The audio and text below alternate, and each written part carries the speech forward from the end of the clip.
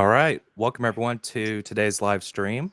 Per usual, myself, William McKenzie, and Kenneth Garofalo of Tezos Commons will be your host. For today's guest, we have Kory Hoang, the CEO and co-founder of Stably, who has an exciting announcement to share, and we'll talk a bit more about USDS, a stablecoin for Tezos that is regulated and fully fiat backed by physical reserves of fiat that can be redeemed at a 1-to-1 ratio. So, Kory and Ken, how are things today? Doing really great. Thanks for having me on the show, William. Doing great as usual here, Will. Thanks. Yeah, so Ken, would you like to talk about the giveaway? Absolutely. So as usual, as you guys have come to expect from us, we are giving away a Ledger Nano S with the Tezos logo engraved in it today. Just pay attention right before Kory gives a presentation at the end of this episode. I'm going to release the keyword to you guys. You're going to enter this keyword in the YouTube chat. We're going to have a Nightbot select at random one winner, and will give you the instructions on how to redeem that Ledger Nano S after we select the winner. So pay attention, guys, and stay tuned for that. Yeah, definitely stick around for that. So I guess to go ahead and start us off here, Kory, can you share with us all a bit about your background? Yeah, sure. I guess I can talk a little bit about Stably and the company history as well. So my background, let's see, how far do we want to go back? I first bought Bitcoin in 2013. I was a college student. And actually was just speculating on a bunch of penny stocks, and Bitcoin happened to show up on my radar. Made a bunch of money that year. 2013 was a bull year. Decided to put more money into Bitcoin at the start of 2014, and then 2014 was a bear market, right? So I kind of lost faith briefly in Bitcoin for that moment. I thought it was just another fad. Fast forward to 2016, I started studying more about blockchain technology and not just speculative Bitcoin trading. And that's when I really realized, the potential behind decentralized ledger technology, as well as, open financial ecosystem that could be used by anybody, which is nowadays we call it decentralized finance, right? That was also kind of like the time I started algorithmic trading. I started learning how to code and build trading algorithms. I traded everything, stocks, ETF, derivatives, VIX, volatility derivatives, you name it. This was also when I first met my co-founder, David. He was an engineer at Amazon. So I live in Seattle. We both live in Seattle. And, he showed up to actually a trading meetup that I was hosting. I was giving a presentation about algo trading, how to short VIX derivatives, basically. And he came up to me after that presentation. He said, "Hey, man, you're doing real good, but you're not hedging this thing. So if a nuke hits New York or LA overnight, you're going to get wrecked."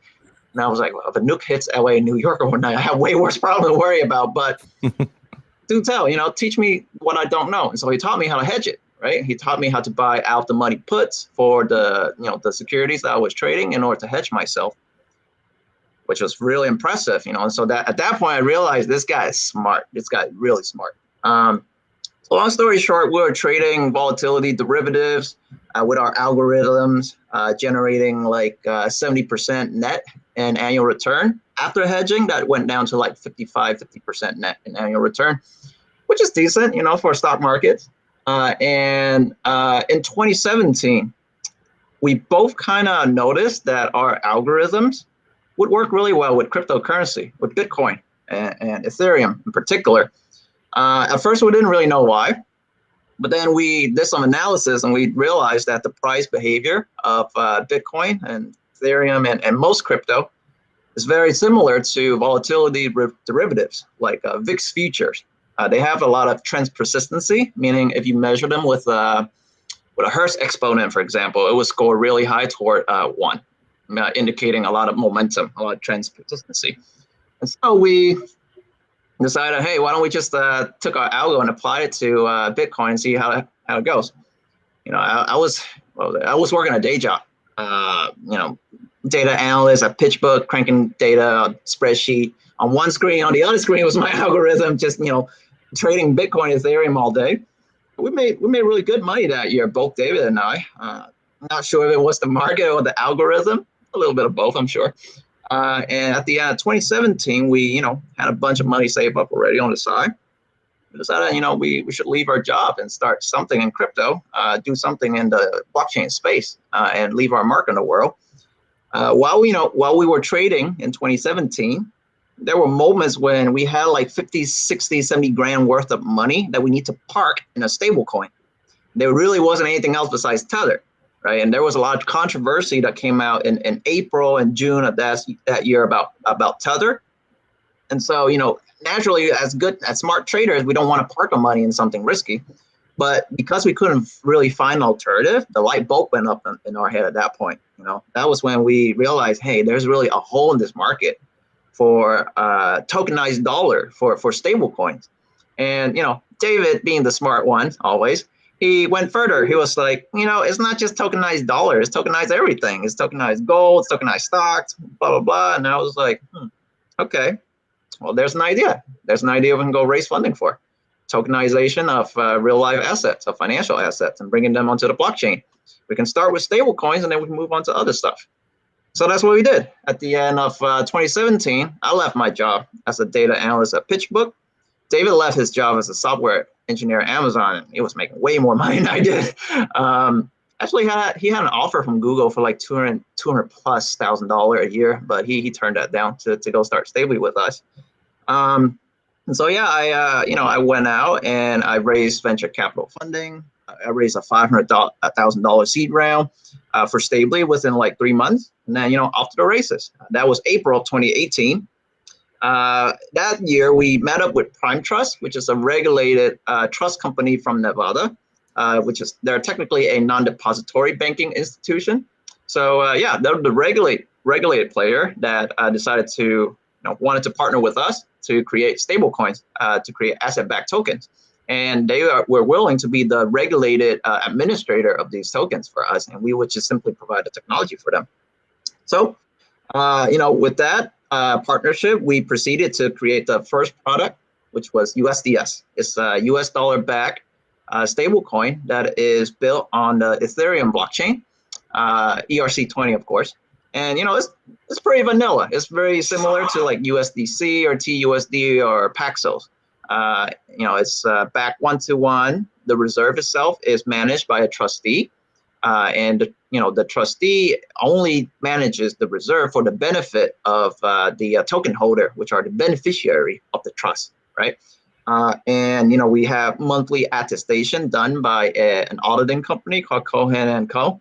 And they, publish these reports every month to testify, that the balance that we have in this trust account matches the total number of tokens that we minted on the blockchain. And yeah, so that's really was the basic, stablecoin product that we launched. And to be honest with you, that really was just supposed to be our demonstrator product, our test, model product, test bed, right? That we would then go and show to like banks and other financial companies or other players, like, hey, we built the tech, we have the infrastructure and everything. If you're interested in creating your own stable coins or asset-backed token, we can do it for you. So really, that was what we wanted to do. But then in December of 2018, I got an email from Binance. Binance were like, hey, you guys trying to list USDS on Binance? I remember the first time I got this email, I was like, this is a scam. This is not real. And then I show all my co-founders. They're like, no, dude, this is, it says Eric at Binance.com. It says Binance.com. That's real. And I was like, oh, shit. Right. And so we set up a call. I talked to Eric from Binance, and he said, yeah, we're looking to list more stable coin. We have USDT, USDC, Paxos, TUSD. We're looking to add a fifth one, and we're looking at you guys. And so, I was like, okay, great. Here's all my information. Here's everything. Have at it. Like we would love to, be listed on Binance. This is the largest exchange. And unbeknownst to me, I know that I was competing against somebody else. They told me that there was another larger stablecoin that we were competing with to get listed for the fifth spot on Binance.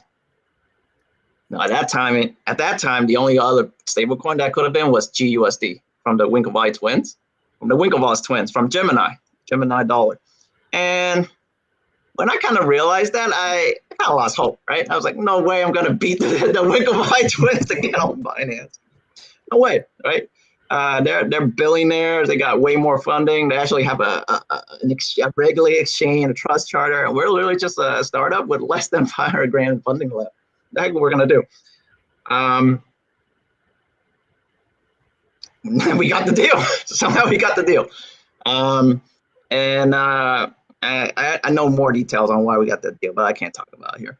But we ultimately got the deals. We beat the Winklevoss twins to that deal, very, very luckily, right? And so in January, Binance told us get prepared to be listed in February, and I asked them, what are the requirements? What do we need? They're like, oh, we gotta bring what is it? A 7-figure amount of liquidity and post it on an order book in order to get listed. And I was like, shit, man, I had less than 200 grand of funding left. How am I gonna dig up all these liquidity? And dude, it was Christmas, it was holiday season, it was New Year. No investor were around, nobody, right? And so it was like literally the most stressful period in my whole entire life. Just literally calling everybody, hitting up all the market makers, institutional traders, venture funds, hedge funds, trying to figure out where I can get this liquidity so I can get listed on Binance, because that would be, the gateway for our future. We get through this gate, our future is set. So that's how much I realized, how much of importance I realized it was. And what was it? By January 27th, I found it. I found more than what they asked for. And so February 5th of 2018, Chinese New Year, we listed on Binance with $7.2 million of liquidity on the order book. Wow. I don't know how I pulled that off, but it happened, right? It happened. Managed to beat the Winklevi twins, get listed on Binance, and pull together like $7 million plus of liquidity to get on there. Like crazy, right? And so we then start focusing on market making, start hiring market makers to stabilize the token on Binance, trying to start growing it. But about 4 to 5 months into the process, we realized that we weren't really growing. As a matter of fact, the market cap was going down. And when we did some analysis, we realized that the whole entire stablecoin market were converging. It was converging to just Tether and USDC. Even True USD or Paxos or Gemini Dollar, none of these guys were like really growing significantly. All the growth, which is concentrating into Tether and USDC. But at that point, it makes sense, right? Because all these stable coins are similar to each other, and they don't have any additional uniqueness or utility on top of each of them. So because they're all similar to each other, the market will naturally gravitate toward the largest and most liquid stablecoin. So once I had that realization in about May of June of 2019, I decided, okay, we got to start tokenizing other stuff like right away. We can't keep focusing on US dollar. It's just going to waste too much money, burn too much money, trying to fight a battle here against Tether and USDC, right? USDC raised hundreds of millions of dollars, and Tether can just print billions of dollars. So there's no way we're going to fight that battle. And so I started looking into other currencies, other fiat currencies, other niche target markets, other sectors, other asset classes, right? We sent out a lot of outbound campaign to find other clients, and we found them. Since summer of 2019 until today, we have gathered a portfolio of more than 10 enterprise clients, ranging from cryptocurrency exchange to precious metal dealer to blockchain foundation, and even banks and other financial institutions. So ever since then, we've been building asset-backed tokens or stable coins for these clients. And we use the very same process that we use for USDS, which is to set up a trust, find a trustee, find an auditor, have a trustee legal agreement in place, and then build the token on the blockchain, and making sure that the redemption and issuing process and the auditing is very transparent, so that trustworthiness in the token is very high, right? recently we announced an example of one of our client. Recently we announced Zatara US dollar, which is called ZUSD. It is a stablecoin that is branded for our client Zatara, focus on the esports payment industry. So esports, right? A lot of gamers, a lot of millennials, players, tournament prizes, game prizes, winnings, etc. Right? For them to process these payments right now is actually very inefficient. I think there was a tournament last year for like League of Legends or PUBG or Fortnite or something, I forgot. They had like tens of $millions in prizes that were supposed to be distributed, and to this day it's still not fully distributed out yet to all the gamers, right? So so that's an inefficiency in that space that our clients are decided that they're going to create a stable coin optimized just for that space and go to market with it. So Zatara, they're not trying to get this on exchanges and compete against other USDC or whatever. They're just really trying to tackle the esports space. Another one of our clients is from Vietnam, VNDC. They're a Vietnamese crypto exchange. They wanted to create a Vietnamese stable coin for them to, enable a fiat on-ramp for Vietnamese traders and have, alternative to USDC that is more optimized for the Vietnamese market, right? Another one of our clients is a precious metal dealer from Canada. They have tons and tons of physical gold that's sitting at a government vault, and we're working with them and several other partners and trustee in order to tokenize that deposit of gold and putting it onto the blockchain as a gold-backed tokens. So yeah, going forward in the future, we love to partner with more traditional enterprises and even fintech and crypto company in order to issue these branded digital currency and asset-backed tokens. And Stably is really just like a bridge between the real world and the digital world, right? We bridge value from the real world and we bring it over to the digital world. And our clients from the real world, they pay us to do this. And we also work with partners in the digital world, such as Tezos, right?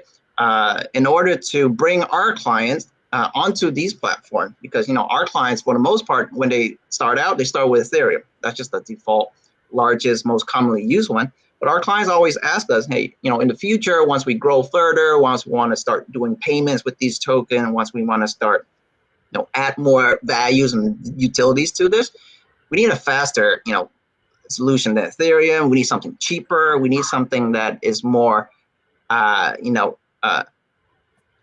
designed for enterprise use cases, and something that is like, upgradable, that doesn't have to fork all the time, right? So based on the criteria, this is the very reason why we decided to reach out to Tezos and talk about, potentially partnering with Tezos. Not just because we ourselves think Tezos is a very good blockchain that has a lot of benefits over Ethereum, but also because our clients are requesting to talk to Tezos, that they want to explore the possibility of bringing their products onto Tezos. And yeah, so that is the Stably story so far for the past almost 3 years. Yeah, that's an absolutely amazing story, and I love this Winklevoss twist where you beat out the Gemini dollar to get listed on Binance initially there before you sort of shift. Pure luck. I don't want to boast too much. I want a rebuttal from the Winklevoss twins on Twitter, directly related to this show here.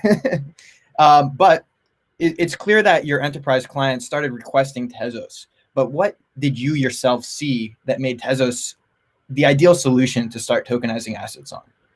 Yeah, it's really from our clients' perspective. Our clients, a lot of them are traditional enterprises. They don't know nothing about blockchain, right? Or they know very little. And to them, seeing Ethereum, originally they had that the DAO hack, and then they had to fork. Other blockchain also have this tendency to fork and fork and fork. That creates concerns for them because in terms of business continuity and stability for their business model, they need, if they're going to build something on a public platform that they don't have control over, they need to have like the confidence that that blockchain is sustainable, is stable, and it's not going to be manipulated or easily swayed by the community that is controlling it. So that is so that's one of the criteria that our clients are asking for, and naturally that brought us to Tezos, because Tezos is self-amendable and doesn't have to fork. Very cool.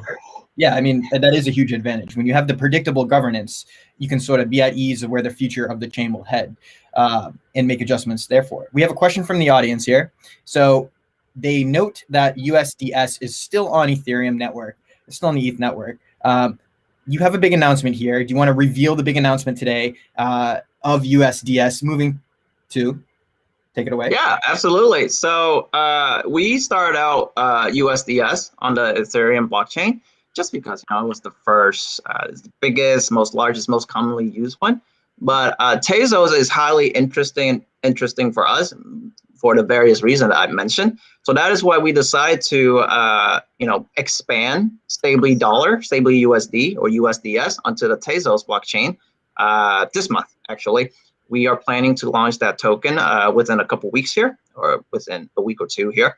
And not only will it be able to compete with our USDS version on Ethereum in terms of speed and transaction cost, but we're also planning to upgrade the smart contract for the Tezos USDS version so that it will have more additional features and utilities going forward in the future. That could bring a lot more adoption as well as liquidity to the Tezos blockchain. And the reason we're not doing this on Ethereum is because we think that there's already a lot of players, other stablecoin players on Ethereum already. And so we want to have something now that can help us truly differentiate from the rest of the pack, in addition to all these features that we're building ourselves.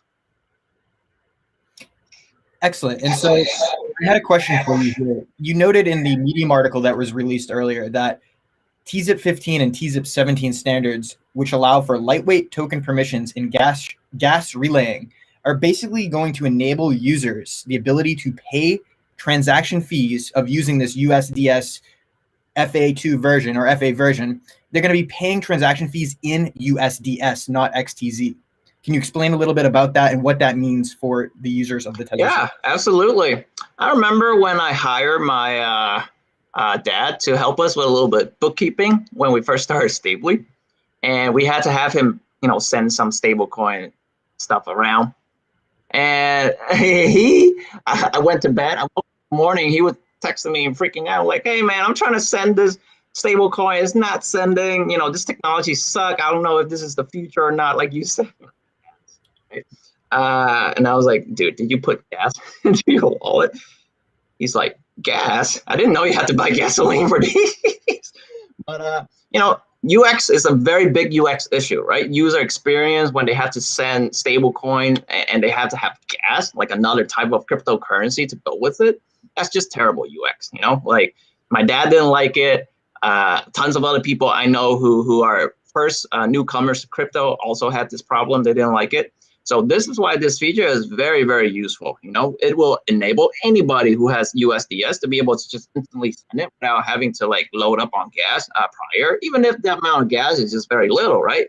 It's not really about the amount as much as it's the inconvenience of having to get the gas, put it into your wallet in addition for you to use, your stablecoin. This will make it super efficient for a lot of our partners who are payment processors and other money transmitters that want to utilize USDS for merchant payments purposes. Right now, we're only using ERC20, which have speed and gas issues, and also there's and there's also you got to have Ethereum in your wallet as gas as well, so that creates a lot of issue. So I don't want to underplay what this is here. This is actually a huge breakthrough, and I'm not aware of any other chains that allow for token movement to be paid, the gas to be paid for that token movement in that token, right? So this is Blind Ripper is kind of reiterating this point in the chat here. This is a huge breakthrough. And to your knowledge, Kory, is Tezos the only blockchain that currently allows for tokens to facilitate this sort of gas fee payment? There is another one that I have come across. It's called Tomo Chain. It's from Vietnam. I think it's a fork of Ethereum, basically. And I'm a personal friend with these guys, and they talk about potentially partnering with us to bring USDS onto Tomo Chain before, and Tomo Chain also have that no gas, same fee structure as the token that you're sending. So, but other than that, I haven't come across too many other chains that have this similar feature. But I haven't been doing enough research in the blockchain space to keep up to date with everything. Everything's moving so fast. So. Right, but you got to look at the holistic offering that these chains sort of present, and with Tezos having the predictable governance mechanism at its core level, it clearly sets itself apart. And then also having this ability to set the gas to be paid for in the token itself is, I think, just a huge breakthrough. Will, do you want to add anything to that? Possibly the next topic there? Yeah, sure. So, Kory, one thing I wanted to ask was this redemption process with USDS. You mentioned earlier it's fully fiat backed and can be redeemed at a 1-to-1 ratio. Can you kind of talk more about that a little bit? Yeah, absolutely. So when you put $1 into the reserve for USDS, what you're actually doing, you're sending it to our trustee, Prime Trust, which is, as I mentioned, a regulated trust company in Nevada. Prime Trust itself is not a depository bank, so they have to bank with other banks, right? So once Prime Trust, when you wire money to Prime Trust, you're actually wiring money to Prime Trust banks, that they hold the bank account in their own name because they're the trustee, and then they manage that account for the benefits of the token holders, the beneficiary. And so whenever you wish to issue a token, you would request an issuance, and then Prime Trust would have to KYC, AML you, right, to make sure that you're not any bad actor or potential money launderer or terrorist. And then you can wire or ACH your US dollar into a Prime Trust account. As soon as that is settled, Prime Trust will then use our technology that we have provided to them in order to trigger the minting of the USDS token on whatever blockchain that we have integrated with. As for redemption, is the reverse process. You send a token to a burn address, and Prime Trust will see that. As soon as that is done, then Prime Trust will then process the disbursement of funds to the bank account that you have provided, whether it be wire or ACH, and all of that would be done. If it's done before the wire cutoff time, then the transaction will be settled same day. If it's done after the wire cutoff time, then it will arrive to you the next business day. If you're using ACH, then it arrives to you in about 3 or 5 business days.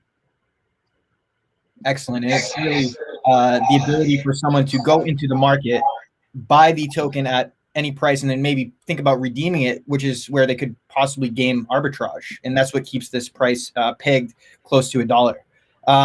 Now let's talk about where is this asset going to be trading, the Tezos version of USDS. I know you mentioned some decentralized exchanges in the Medium article. If you want to just reiterate those and then maybe even touch on if it will trade in centralized exchanges. Yeah, so for USDS, definitely DeFi will be the #1 target, like Dexter or ChipuSwap. And for centralized exchanges, we're already in discussion with some of the top exchanges out there, the ones that also both Stably and Tezos Foundation have a relationship with. And in addition to exchanges, we're also exploring more niche use cases that are not exchange trading, not cryptocurrency trading or settlement related. It's more about payments use cases, such as offering Tezos USDS as a settlement method to enable merchants to accept card transaction and receive funds same day, right? Merchants who accept cards from Visa or MasterCard, right? they won't receive funds in their account until 2, 3, 4 business days after. With our solution and stablecoin power technology, we can do the same thing and deliver that funds to them same day. And to a lot of merchants, that is very, very, very beneficial. So we have plans to work with Tezos and some payment processors out there in order to do this as well. And what are we talking about fees for that kind of payment settlement, same day? So, it would be basically on-chain. Okay. Transfer fee, whatever the network fee is. Of course, for Tezos, it's minuscule. For the actual card transaction itself, it's still powered by Visa or MasterCard, but so there is still that 2 or 3% fee from Visa or MasterCard that the merchants have to pay. But instead of swiping the card, and that has to go through the card processor and the banks and everything, right? When you swipe a card with our system, it purchases a stablecoin. Now the stablecoin is sent to you same day. And then you can trigger a redemption for that stablecoin for US dollars same day via a alternative business account that we provide you called Stably Prime. So that's that's a alternative business account that Stably also offer for merchants and e-commerce and businesses that are interested in having a crypto-friendly business account, as well as an account that can receive card processing funds and have it settled same day. Very cool. Very cool describing that process.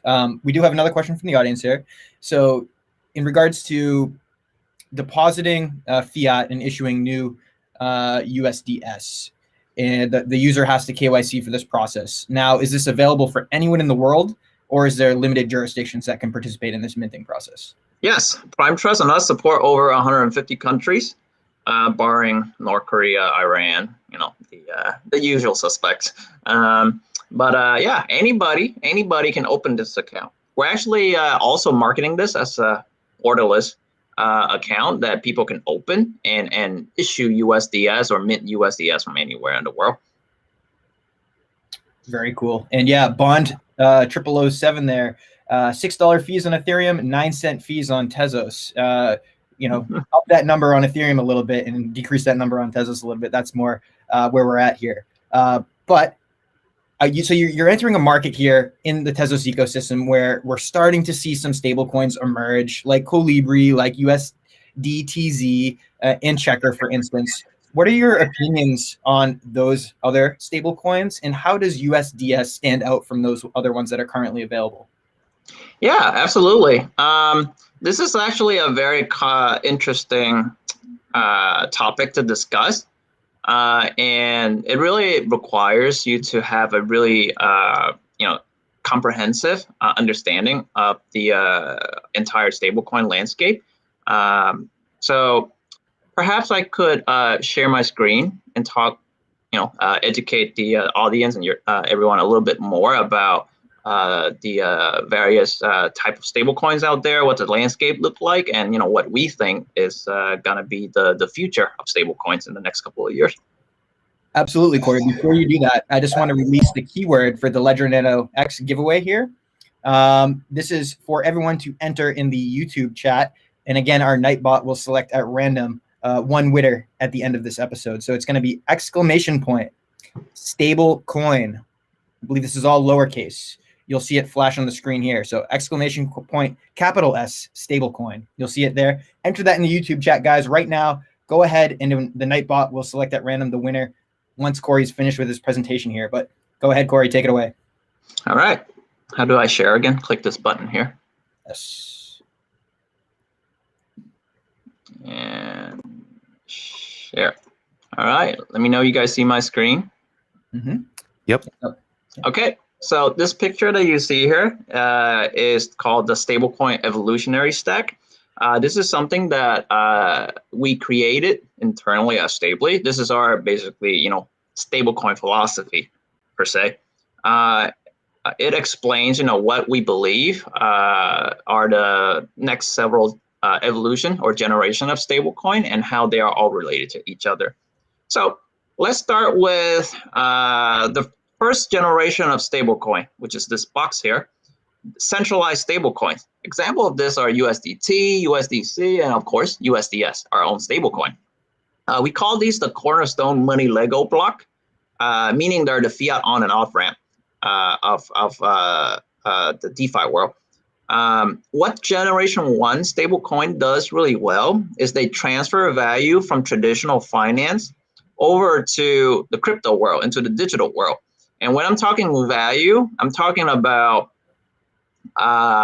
what is it? I'm talking about liquidity, yield, return, profit, etc. And you have yield, return, or profit. Guess what? You also bring over risk, right? So I forgot to add risk here. I only add value, but Gen 1 stablecoin, they transfer value, liquidity, yield, and risk from traditional finance, right?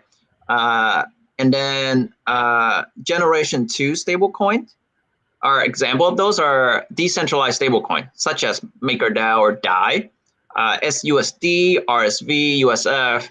These are stablecoins that are either they're completely decentralized smart contract. They're either backed by on-chain assets, or in a lot of cases, they're backed by Generation 1 stablecoins, completely or partially, right? So, for example, the DAI stablecoin, you can collateralize USDC in order to issue DAI, right? So that's why I put the Gen 2 box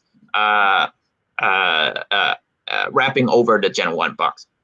So we move on to Gen 3, which is came out last year. These are decentralized smart stablecoins, right? Example of these are CDAI, CUSDC, YCRV. These smart stablecoins are essentially what they're also called meta stablecoins. When you take a regular stablecoin like USDC or even a Gen 2 stablecoin like DAI and you put it into a DeFi protocol such as Compound, which is a lending protocol, thanks to composability, that protocol will now spits back out to you a smart stablecoin or a meta stablecoin. And that stablecoin is basically a claim to the original stablecoin that you have locked up in that smart contract. And it also has yield. It also has claim to the yield that is also locked up in that smart contract that you generated. And so these came out last year, became very popular. There's a lot of variation of those now. Generation 4 stablecoins are decentralized fractional stablecoins. An example of this is from my buddy Sam Kazemian. They create a token called Frax. Frax is a decentralized fractional reserve stablecoin. It also is a little bit algorithmic as well, and it's partially backed by dollar or other stablecoin or other collaterals. Now, when we talk about the next generation of stablecoin, Gen 5 Plus, these are decentralized algorithmic stablecoins. Example of this are, Ampleforth, Basis, Nubids, and these, personally, I don't really consider them stablecoins. I consider them more as what's the best way to describe them? They're like money games to me. They're more like money games than they are stablecoins, right? They're not backed by anything. They utilize an algorithm in order to manipulate the supply of the token in order to artificially inflate or decrease the value of the token, around a certain peg that they want to achieve.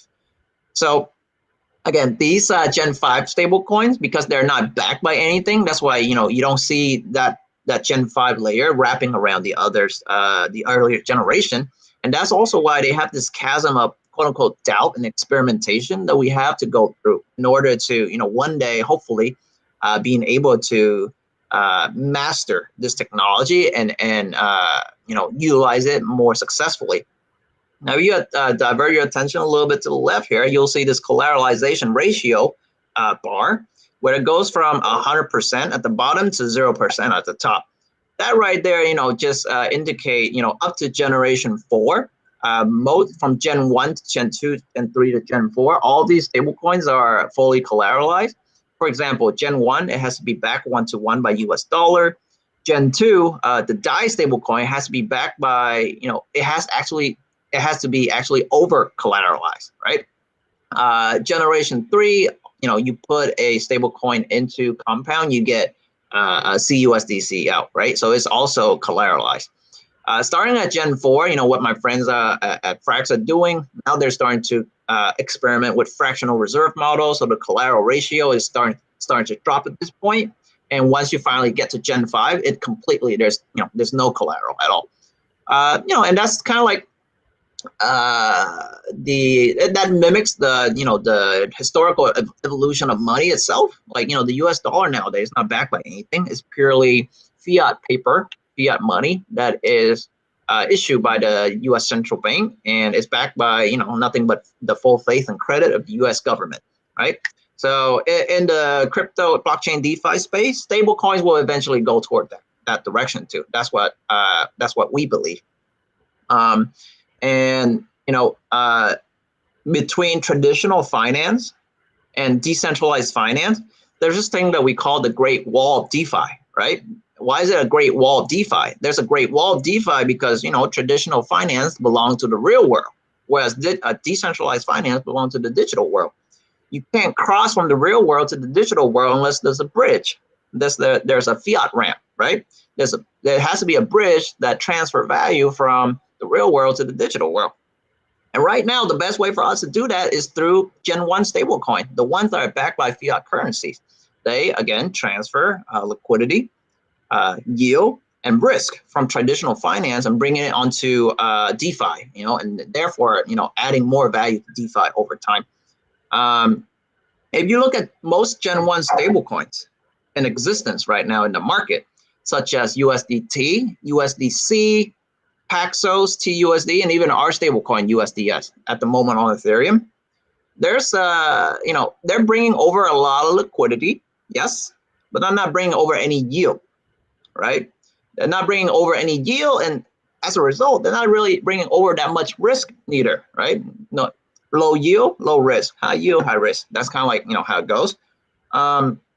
The reason they have low yield is because these stable coins are fully backed by US dollar. And oftentimes these US dollar has to sit in FDIC insured bank accounts, which, pays nothing right now, pays like 0.01% or 0.02% interest rate. And so these Gen 1 stable coins that are backed by US dollar are not effectively transferring yield from traditional finance over to DeFi. And that's because they're only tokenized dollar. Right? Dollar doesn't generate any yield, but there are tons of other financial assets in traditional finance that could be brought over to not only bring liquidity, but also yield. Things such as, money market securities or treasury bonds or corporate bonds or, commodity trade financing notes, etc. Now, those things also bring more risk over to DeFi, right? You're transferring value, liquidity, yield, and risk over to DeFi. But that's okay. That's okay because that brings diversity, that brings more option, that brings more colors to DeFi. Because right now, the only color that we see in DeFi is mainly US dollar-backed stable coins, and I mean, it's gray and all, but that color is a little bit boring. It's too gray. I'm colorblind. I can tell that color is a little bit too boring. There are other fiat currencies out there in other emerging markets that are growing 10 times faster than the US, emerging markets that don't have to deal with COVID right now, like Vietnam. These places, their money, their currency pays 6, 7, 8% interest a year in the bank accounts over there. And they have tons of liquidity too. Now, of course, Vietnamese currency, emerging market currencies, right? They have a lot more risk to them, but they also have higher yield. And that's the trade-off. And, there's a place for them in the market and, we should bring them over to DeFi, right? So this is what Stably wants to focus on. We have a lot of US dollar stablecoin right now in the DeFi world, which is great and all, but they're not doing the full job of bringing liquidity, yield to the DeFi world. And what Stably wants to work together with our enterprise clients and also our blockchain partners, such as Tezos, is to help bring more and more of these assets into DeFi. Asset that not only bring liquidity, but also yield, also, return to the DeFi world. And USDS will be the first step. USDS will be, a US dollar-backed stable coin. So it's also vanilla, doesn't pay too much yield, doesn't pay too much interest, but In the future, we do have plans to upgrade USDS, including how we will manage the reserve in order to, with our trustee, in order to potentially generate a little bit higher yield that we can then distribute to the token holders of USDS on Tezos. You won't see USDC or USDS or USDT do any of this because, you know, they're very large companies. They have a lot of expenses and operational burden that I have to take care of. So any sort of revenue, any interest revenue or anything that they get, they have to like put it back into these operations. For us, we have, you know, built our business in such a lean and efficient way that, you know, once we build these tokens, we don't even need the yield. If they do generate any yield internally, we will give it to the users. We will transfer it all to the market so that ultimately, you know, the market will be, the market participant will be the ultimate beneficiary of this liquidity and of this yield, not us. And that is pretty much the stability philosophy of stablecoins. I hope that was insightful and clear. Happy to take any questions or feedback or comments if there's any. Yeah, actually, real quick before we do that, we have picked a winner for the Ledger Nano S giveaway, and the winner is Tezos Music. So Tezos Music, you need to send an email over by at social@tezoscommons.org and send a screenshot with your YouTube credentials, and you will get a code to redeem your new ledger. Congratulations, Tezos Music. Quite a prize there. Over $100 in value. Cool. So I think we got a pretty good idea there, Kory, about where the different evolvement of stablecoins have come from in the past few years. And it's really interesting to see these different layers and where USDS fits into that. And it kind of is also a calling card to any enterprise or even government potential prospect or client out there that wants to work with Stably to issue these assets for themselves. You mentioned Vietnam and their currency. Is this something that maybe has already been in talks? Not with the government in Vietnam. I can't disclose a lot of stuff that's under NDA, sorry. Absolutely. I mean, that's completely reasonable. In regards to government and DeFi movements, this is more of just like a talking point. I know we kind of touched on earlier, you know, what happens when political parties start associating themselves with the DeFi movement in some of these, you know, lesser known countries, we'll say.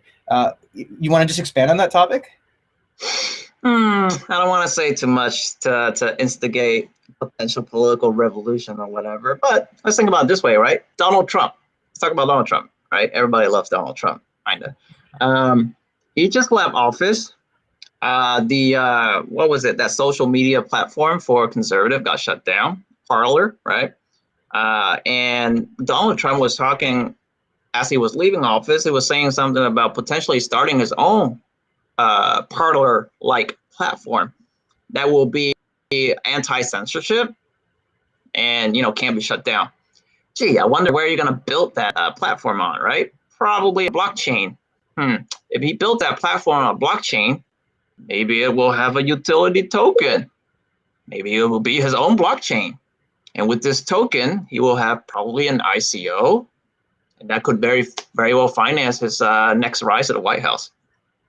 Wow. Okay, right? Fantasy, right? This is all fantasy coming out of my brain. So Donald Trump, if you're listening to this, please don't do it. That's just crazy talk. Okay, don't do it. But I don't think this is actually too crazy if you really want to think about it, because DeFi technology, blockchain technology, and decentralized finance in general, what has it enabled? It enabled people to, get rid of a lot of the control the government have, right? Control over, your over the financial system. Now you have Bitcoin, you have decentralized money. You're open for the whole world. No such thing as capital control anymore. You can send money, receive money from everyone, right?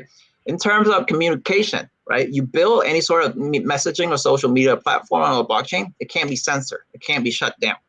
So just think about that for a moment. The technology to this day has enabled people to wrestle themselves out of the control of, the government, of the establishment. Now they can build their own community power, their own, social movement power,